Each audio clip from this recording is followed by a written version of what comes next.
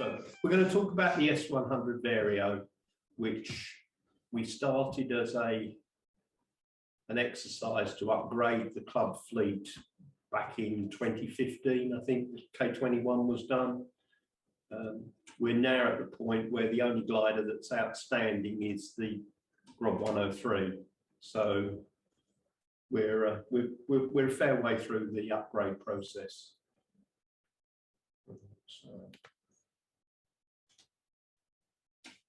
Okay, so the S100, it's more than the Vario, but for our ab initio pilots and maybe even our early solo pilots, you don't need to make it any more complicated than the Vario. And this presentation concentrates on essentially on the Vario function. But as you can see in the list there's a lot of other functions built into the same instrument. I produced this presentation with essentially the panel from the Percos sitting on the bench with a couple of syringes trying to emulate airspeed and climb and descent. There are some limitations in that, and they affect the screenshots a little bit. There's some limitations presenting it over Zoom, and I don't want to do too much techno babble, so I'll try and keep it. I'll try and keep it on a plain English basis.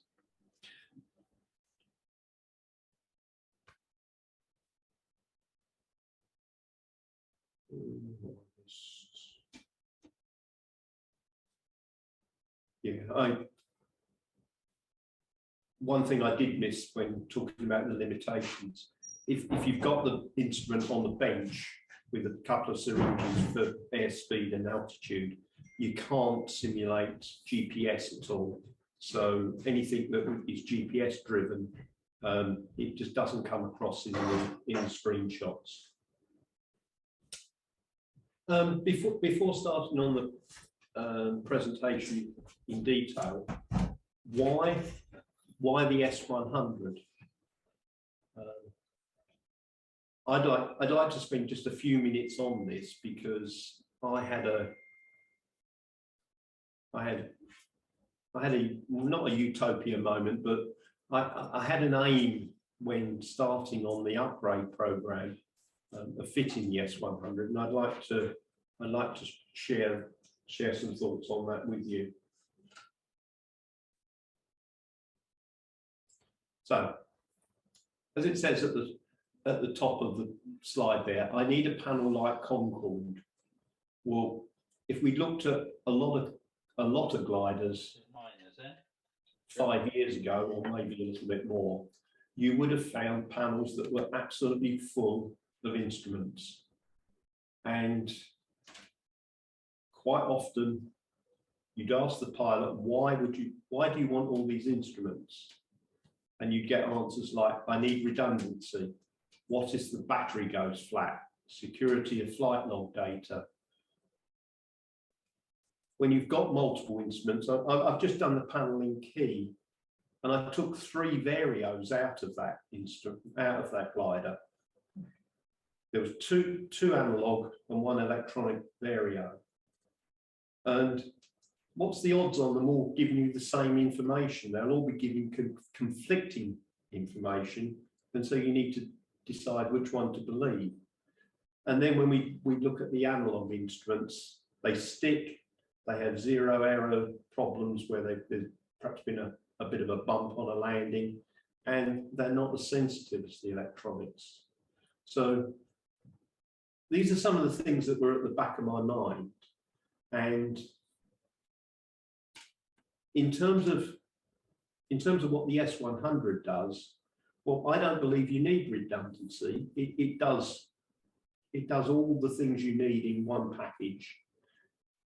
It has an internal battery that protects the flight logs, even if the glider batteries go flat. And all of our club gliders now take 2 batteries anyway. So I don't think what the battery, what if the battery goes flat is a consideration.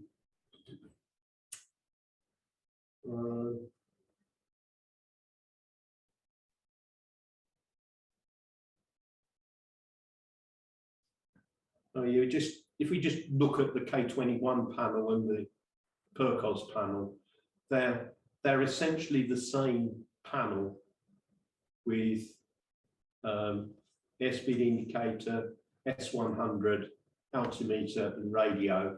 The difference between the two is the K21's got the LED flam display. The Percos, we fitted the flam view display, which is that instrument top center. But I don't personally think it's actually a very good display. I prefer the flam display on the S100. Okay, let's move on. So we're going to look at the basics. Oops, wrong way, sorry.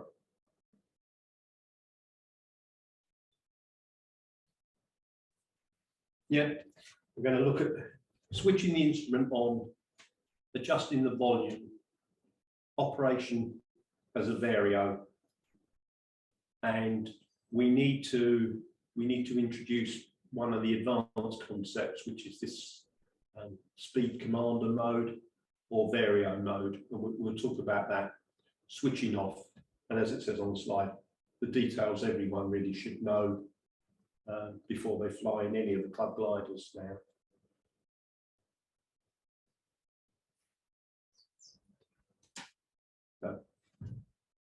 Like most pieces of electronics these days, the S100 is a very configurable piece of equipment.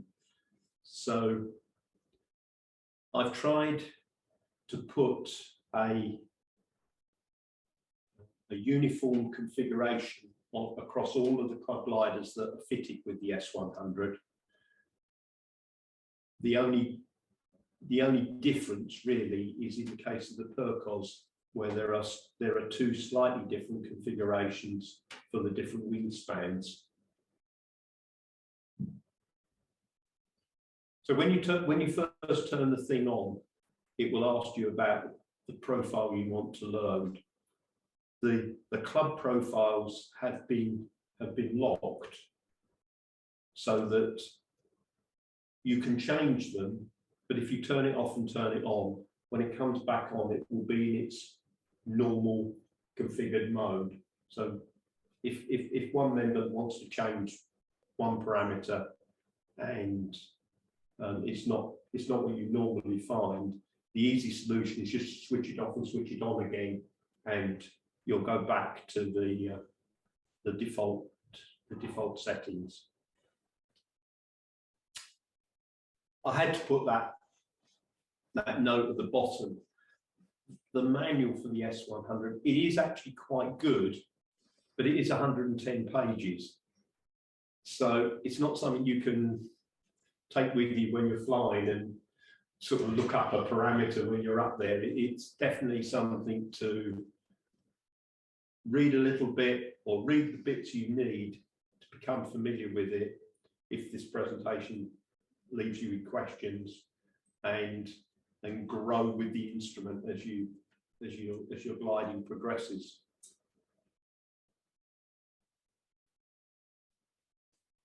Just a quick check I've covered all the notes I have.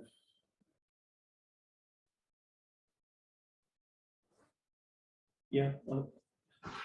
Is that okay with everyone in the room about profiles, about switching it on, picking the profile that suits the club glider you're flying? In most cases, you can't skip the profile step. It asks you this when you turn it on. So even though on something like the K21, we only have one profile, it will still want you to select it when you turn it on.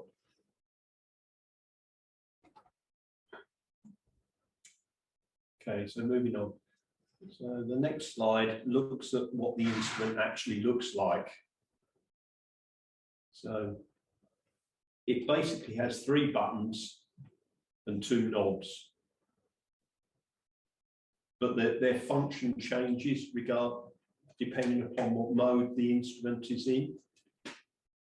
So if we take the buttons in order from the top, you have the top button is a rotary switch and a push button. It's essentially the volume control. And if you twiddle it without changing anything, it will change the Vario volume. If you press it, it will bring up a menu where you can change the volume of the flash messages or the audio announcements. I think I've got a slide of that actually. No, sorry, I missed having a slide on that. So essentially the top knob is the volume knob. The bottom one is the bottom knob is a similar knob. It acts as a push button and you can turn it. Depending upon the mode the instrument's in, turning it would do something like adjust the zoom level of the map. Or pushing it, you can enter confirm the selected function. And then in between the two knobs, there are 3 push buttons. And they're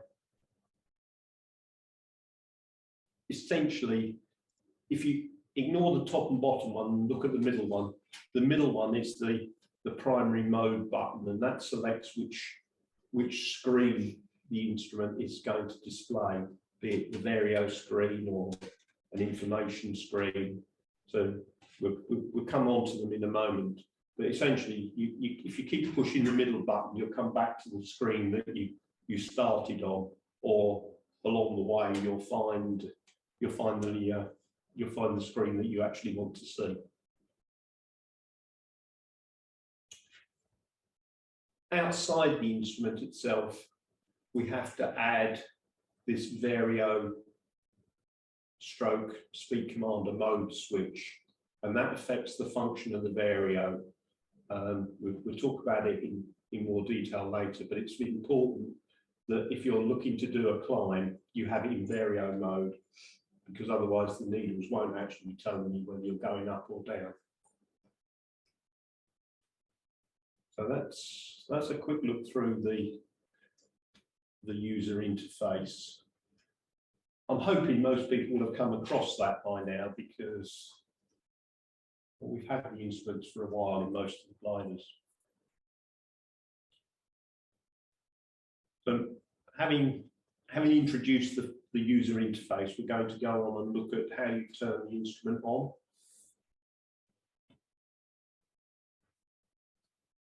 So to turn on, as it says, you can press any button or knob and it will turn on.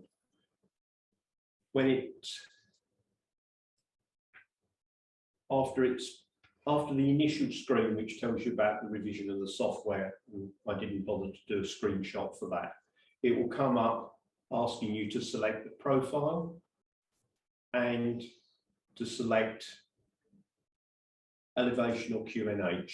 So that's the 2 screenshots that are below. So for the profile one, you turn the bottom knob to select the profile, and you press to enter, and then you go on by pressing the middle button to select the elevation or QNH. As I wrote there, I'd recommend elevation, which is when we put at 230 feet above sea level, rather than QFE, rather than setting 0, but we can talk about that later. Press the middle button, and that will be the end of the setup screen. So there's not too much, but remember what we said earlier. If you find the instrument in a funny mode, then the easiest thing to do is turn it off and turn it on. So although this is normally done when the glider is DI'd in the morning, if you get in it and it looks strange, then the easiest thing to do is turn it off and turn it on. But then you have to understand the profile and the elevation QNH screens. Is that all right, everyone? Yeah. Okay, so Just how do you turn it off, Mike? I think that's right. I think that's right at the end of the presentation. Is it? But basically, to turn it off, you press the top button and hold it, and it counts down 3, 2, 1, and then it goes off. Okay, I started a little while ago talking about the top knob being the volume control, and how if you just twiddle it, it sets the Vario volume. If we now go to the next slide, this is the other functions that are on that top knob. Sorry, the knob's not shown in the screen grab area, but basically, if you turn it, it sets the Vario volume, but it sets the volume of the mode that the instrument is in, be it Vario or SC. Here it says VAR, which is Vario mode. So if you adjust the volume, it would adjust the Vario volume. If you have it in SC mode, although it's the same twiddle, it will change the SC volume. So if you just turn the knob, it just changes the volume of the instrument, just like any other Vario. Essentially, it changes the volume you're listening to. But if you press the knob, it brings up these other menus, and you can press it again, and it will move on to the next one, and it will move on, and press again, and it will move back on to the Vario one. So you can set the speech volume, the flam volume, or the Vario volume independently. So they're all individually configured. As I've said here, it's worth doing this during your instrument check pre-takeoff, because the last person to fly might have turned all the volumes down to 0. And that, I find that quite commonly if I jump in the glider, that the volumes are all over the place. Okay, so we know how to set the volumes. They all come out the same speaker, they're all independently configured. What we now need to look at is the number of different displays that the instrument can actually show you. Now, I like to think of them as screens. They're different screens for Vario, for flam, for navigation, but the S100 manual calls them modes. So don't get too hung up about it, but mode and screen are kind of interchangeable in my mind. So the instrument essentially has, at the moment shown here, there are 8 different screens. We've added the artificial horizon option to the PERCOS, so that adds another 2 screens. So it's now got 9 options. So this is where you need to get good with the middle button. If the instrument is currently displaying information mode, every time you press the middle button, it will move to the right through the screens until you get to the setup mode, where the next push will bring you back to the information mode. And it starts up on the info mode. It does start up on the info mode if you've just restarted it, yes. So for the purposes of this presentation, we're really going to concentrate on thermal mode. But if you jump in the glider and it's in some other mode, the answer is push the middle button until you get back to the thermal screen. And the thermal screen it's reasonably identified. It's a simple screen. It only has average rate of climb and altitude, I think, are configured as numbers in the middle. It's got no maps, and it's certainly not got the complication of these screens. So the middle button moves you through this in this direction. when you're in waypoint mode or thermal mode, so you probably can't see it, but it says WPT here, and task mode here. When you're in those two modes, the top and bottom buttons will take you up and down this list. So as I say, essentially when this was done, we didn't have the horizon option on anything. So you could go down one to a different screen, but now you can go down two because this is where the artificial horizon lives. But that's really an item for the advanced part of this presentation. Today we're just going to look really at the thermal mode. Is that clear to everyone in the room how we get through the screens and what they might do? When you're on a thermal mode, and suddenly an aircraft comes close to you, does it automatically change? It will automatically switch to fly mode. Yes. There are questions on the Zoom. Andreas? I can't see any questions. Yeah. I mean, if you have a question, type it in the chat, please. This working your way through the screens of this instrument is perhaps one of the things that people might find initially quite confusing. So I'd like to make sure that everyone's got a reasonable grasp of it before we move on.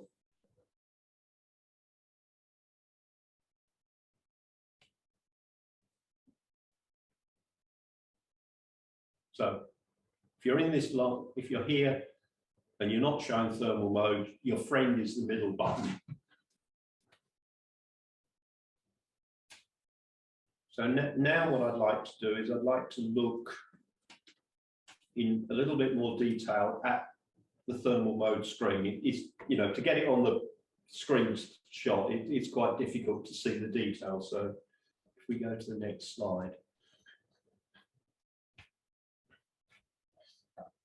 So this is the thermal screen, THRN on the top one, is it THN? THN. So that's the screen you want to see, and you want to see it in Vario mode. If it says SC there, and you press the green button at the side, and it will become a Vario. It will indicate Vario mode. So there are a number of pointers on the instrument, both just a pointer, but there's also the this bar on the inside which moves up and down. Now these are all configurable, so you can have them to indicate what you like, basically. But our setup sets these as indicated here. So the cone is your Vario needle, whether you're going up, whether you're going down. The blue triangle here is the McCready setting. Again, that's really an advanced topic. The green T is the last thermal average. So this average here, I think it's a 20-second average. So if you're in a thermal and it was a bit rubbish at the beginning, but it's got good in the last minute, this number can be quite high. But the last thermal average is from when you started circling until now. So it shows you how much normally this number would be less probably than this number if you wasted time centering in the thermal at the beginning of the climb. And then we've chosen to use the red diamond and this is supposed to be an orange bar, believe it or not.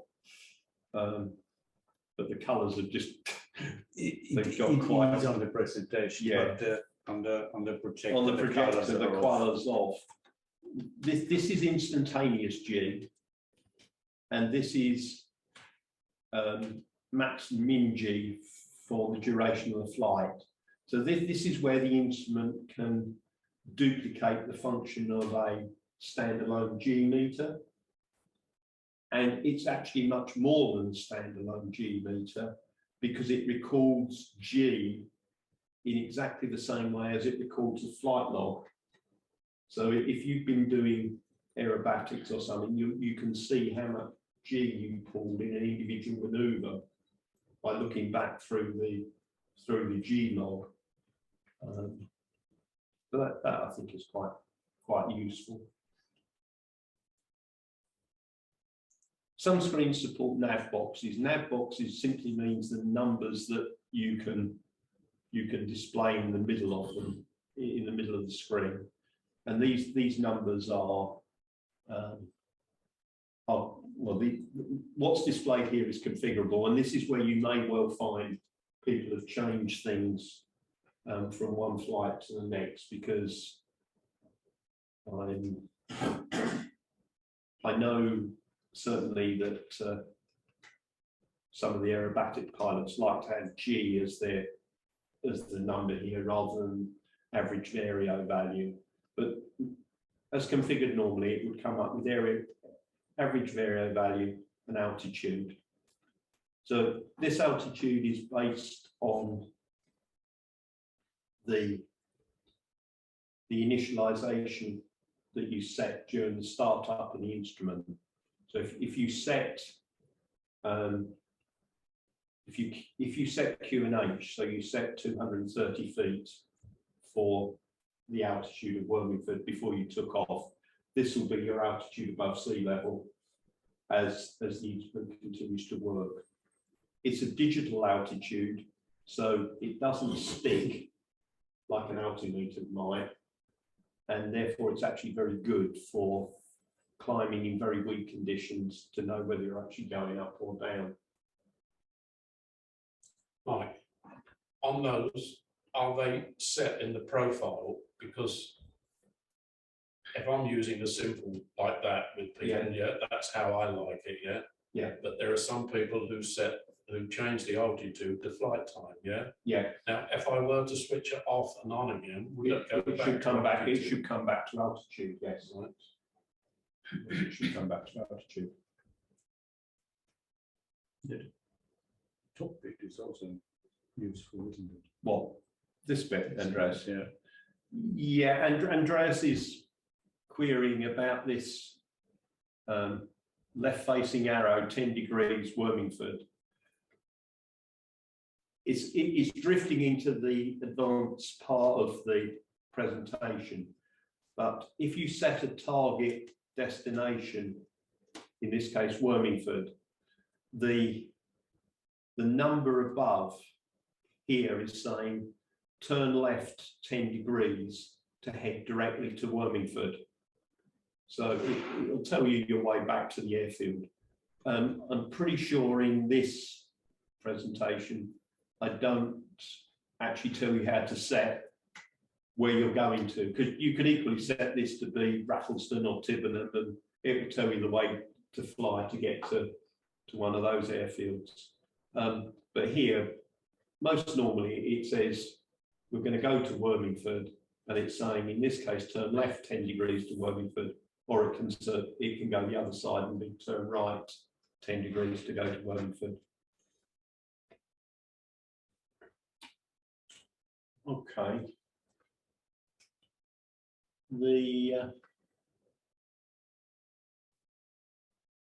I think actually what I've been doing is I've been talking over essentially the next slide whilst using the pictures from this one, but never mind, we'll go on to the next one.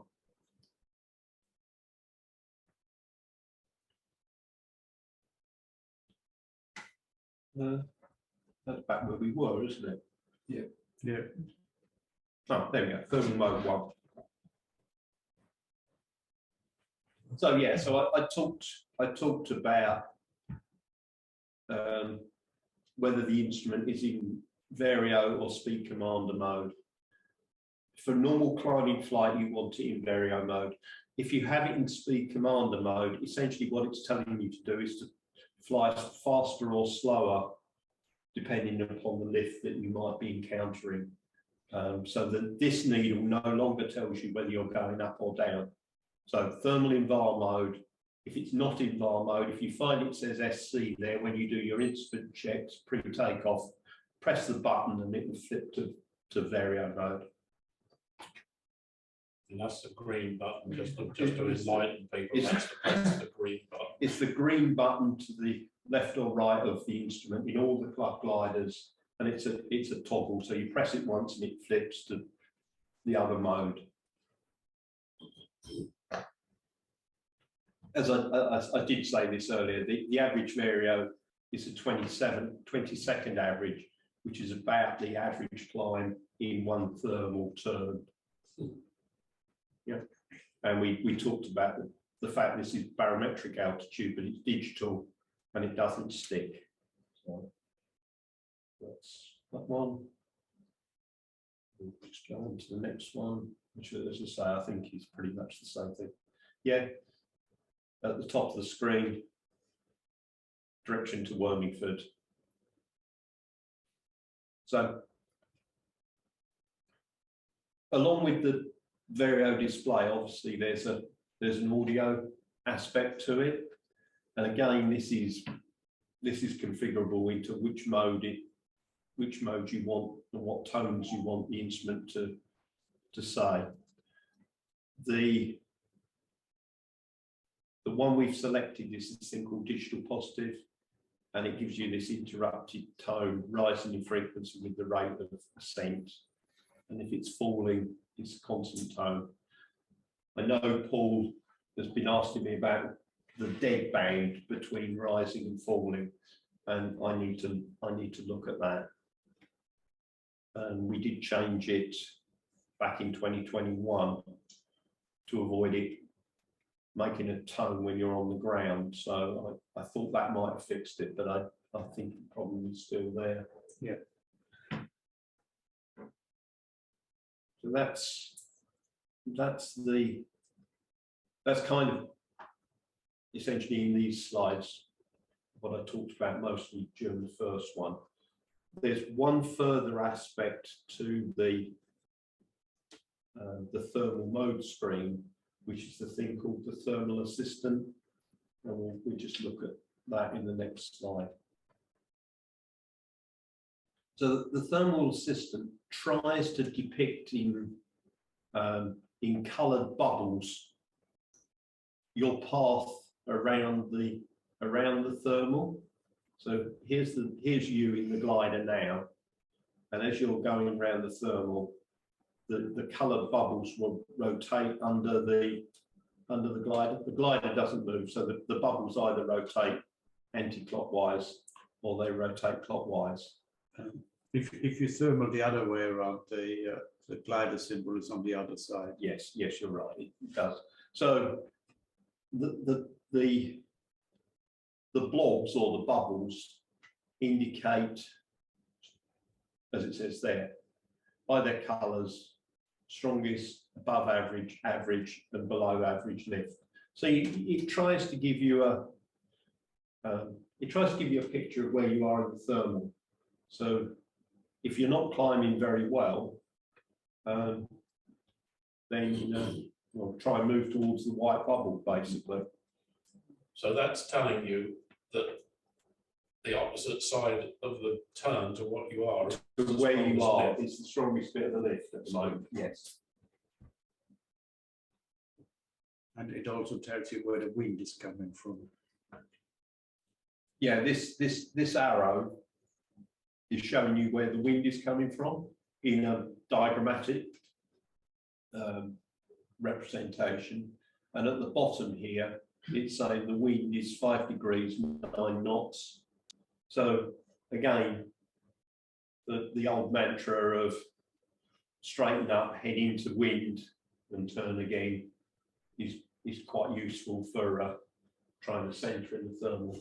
So you can keep yourself orientated with the wind by looking at the position of this arrow, because this moves round as you go around the thermal. It will change its view.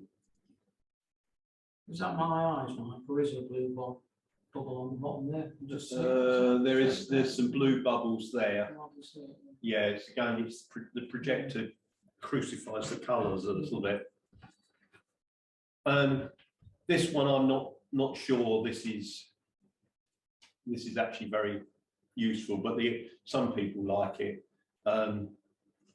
There's an audible notification of a ping, which is 3 seconds before max lift, which in theory is enough for you to level the wings, fly into the max lift, and then turn again. But I'm not sure I actually use that one very much.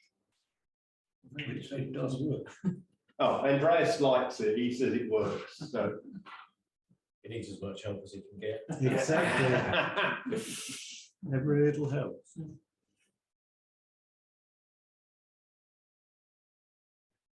Oh, orange has appeared now as well.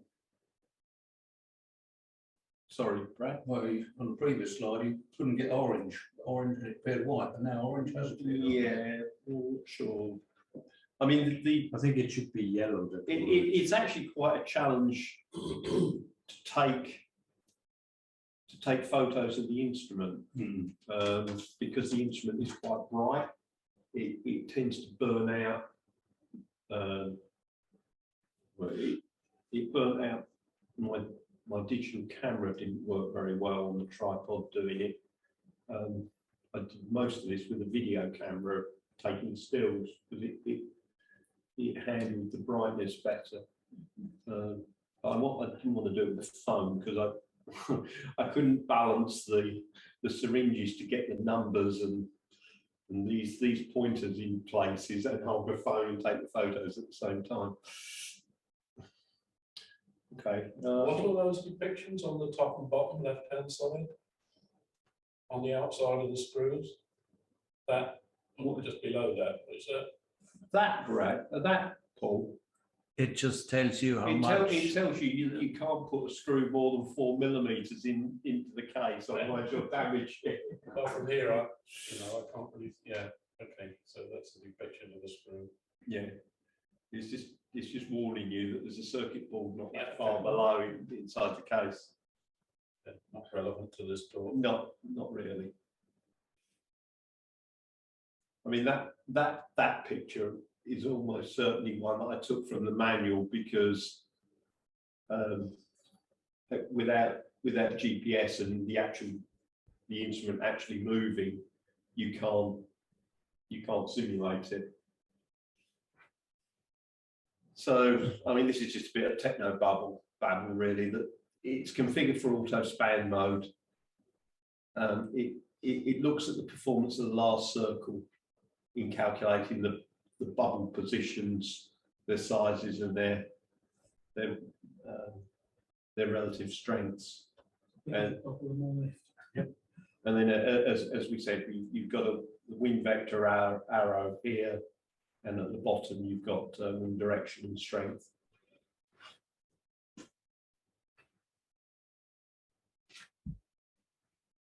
So, okay, that's essentially the whole crux of the Vario screen, which is probably all you need for your early flying. You don't need to worry too much about the others. There's a few other bits in this presentation that I'd just like to share with everybody, just because, well, they can sometimes be useful bits of information to have when you're flying.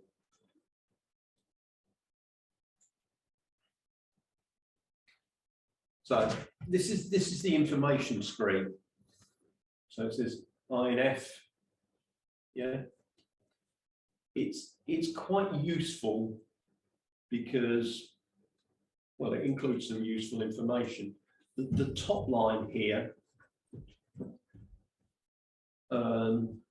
where it says stop, it simply means that the glider's not moving at the time I took this image. The next 2 digits are the GPS status for the instrument. So in this case, it's doing 3D navigation and it's actually tracking 11 GPS satellites. So it's actually a very good position fix. And then the final bit here, F is flam. The flam is active. It's transmitting your position, and currently it's not receiving any flam information from any adjacent glider. So you're a long way away from any other flam traffic. Latitude and longitude, time and date, altitude, and then this next one down here. This is one I'd like to bring to people's attention.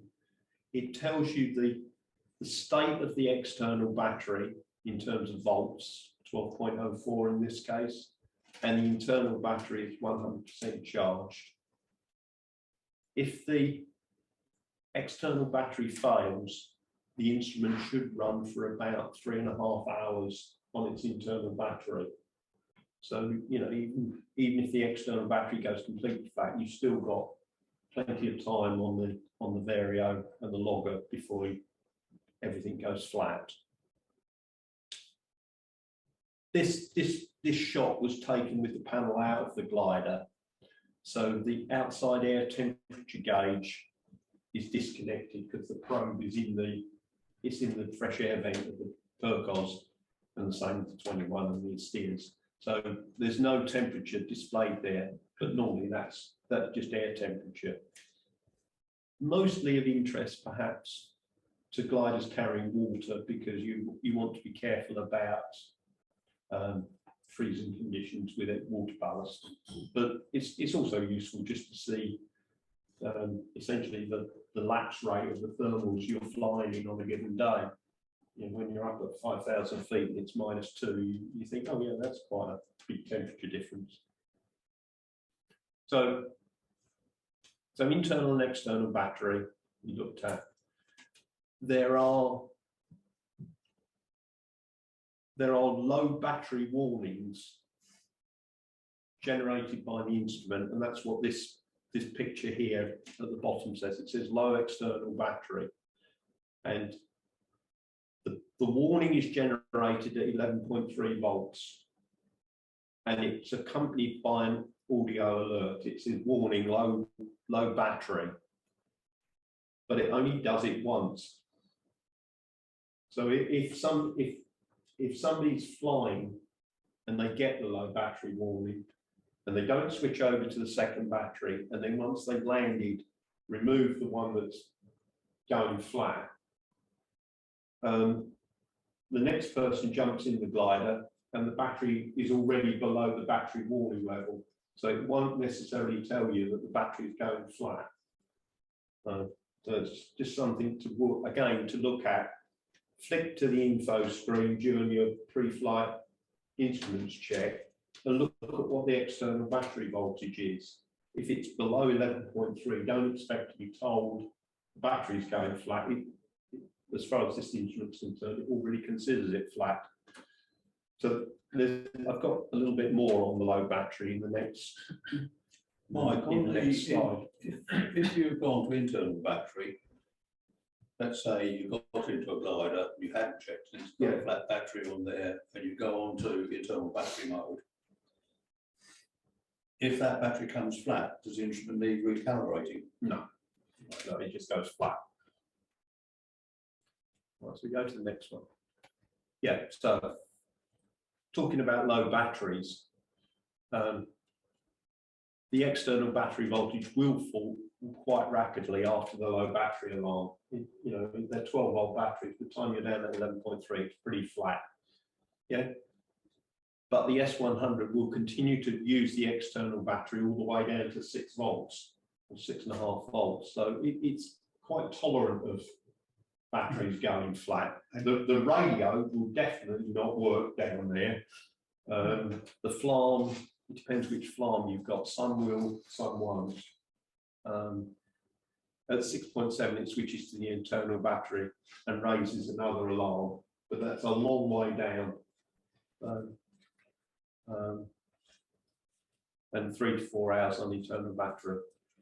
The rear cockpit display is non-functional when running on the internal battery, so the instructor loses its display. So again, this is why you should check it during your pre-flight takeoff.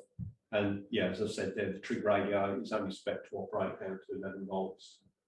So yeah, the power mouse. Oh, I thought they were different numbers. Power mouse and the red box both work down to about 8 volts. But I suspect that the flarm transmit power is a lot lower at 8 volts. They don't expect to be seen by other gliders at any distance whatsoever. Oh, now we come to one of the questions from earlier. How to switch it off. Press and hold the top button. There you go, Adrian. Okay. Yeah, it counts down 3, 2, 1, 0. Then you let go, and then it shuts down.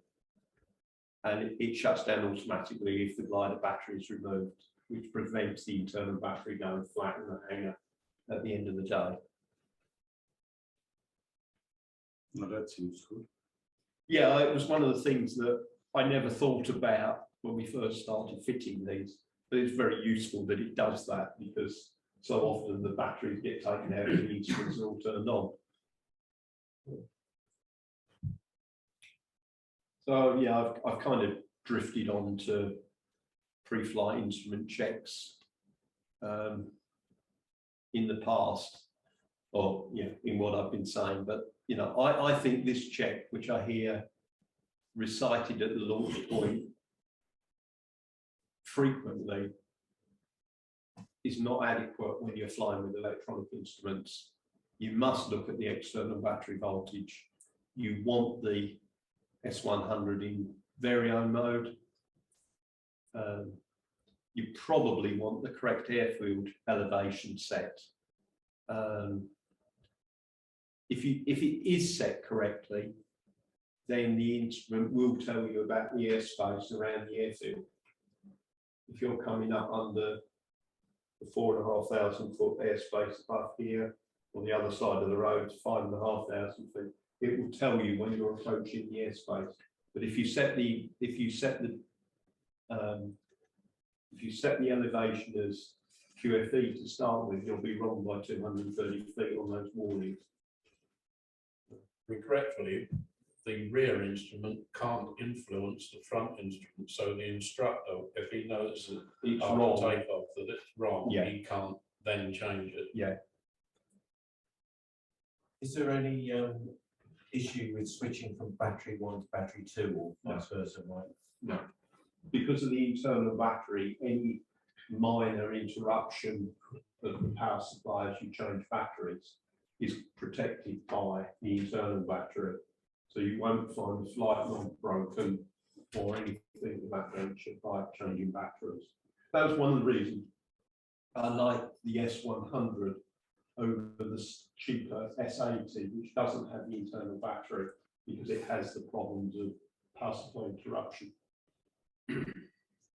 So yeah, so check about the airfield elevation during your pre-flight checks, check the volumes, check the nav boxes are actually the boxes you expect to see, namely altitude and average vario probably, and also check that the radio is on and on the right channel. So that's my version of the pre-flight instrument check, not just no broken glasses, no condensate, all 0. Yeah, I just think it's seen its day. Right, so that's pretty much the end of what I wanted to talk to you about today. Last year I did part 2, which covered all the other screens and lots of the other functions of the instruments. I'm not sure how many people would be interested in going through that presentation with me. If there's enough people, who are interested, then perhaps we can just do a session in the briefing room next week or something, and I'll do the second set of slides. It should also be available on YouTube. Well, think. well, the presentations are available on the club computers already. They have been since last year. But as far as YouTube, I don't know. I don't think they are. I think the second one was a massive file, Okay. 2 hours long. I think. Yeah. The second one is an even bigger task than this presentation. But yeah, just look down that slide. There's a lot in this instrument, so try not to try and learn it at the launch point. If you want to go and sit in any of the club gliders that's got an S100 in it when it's in the hangar, then do so and have a play with it. It'll be time well spent. Yeah, if you're still struggling, catch me on one of the instructors. And yeah, like I said, if people want me to do the second part of the presentation, I can do that in the briefing room with a smaller number of people in the near future. Okay, that's all I had to say today. So, has anybody got any questions? Yeah, has it stayed in though, David? Probably not in there. Andy Sanderson is asking, does switching the instrument off and on again break the flight log? Yes, it would, because typically you'd only switch it off and on the ground because of it will ask you the question about essentially what's the QNH. Okay. And if you don't know it, you could end up with the altimeter being completely useless. And there's the follow-up question, does the instrument record flight logs even if it's not turned on? No. That's Don't be stupid, Andy. Yeah, the flight logs, G logs, and all that are all recorded, and you can take out the SD card and just examine them in CU or something at the end of the day. If you do take the SD card out, please put it back in, because we do have a habit of losing them. There is the question, can we use our own SD card for our own flights? Yes. There's nothing to stop you putting your own SD card in for. Just make sure you don't lose the club. But don't lose the club one. I mean, on that SD card, there is the flight logs, the airspace, the FLAM databases for translating FLAM IDs into glider registrations. So it's not a good idea to put an empty SD card in. Well, no, because all of the active information has been loaded from that card into the instrument anyway. So you should be okay with a blank card. It shouldn't actually affect anything that's displayed. If you like this video, then please click the like button below. Why not subscribe to the Essex and Suffolk Gliding Club channel by clicking the subscribe button and then click on the bell so you get notified when new videos come out. For more details, find us on Facebook or visit our website at esgc.co.uk, where you'll find information on flights, lessons, and club membership.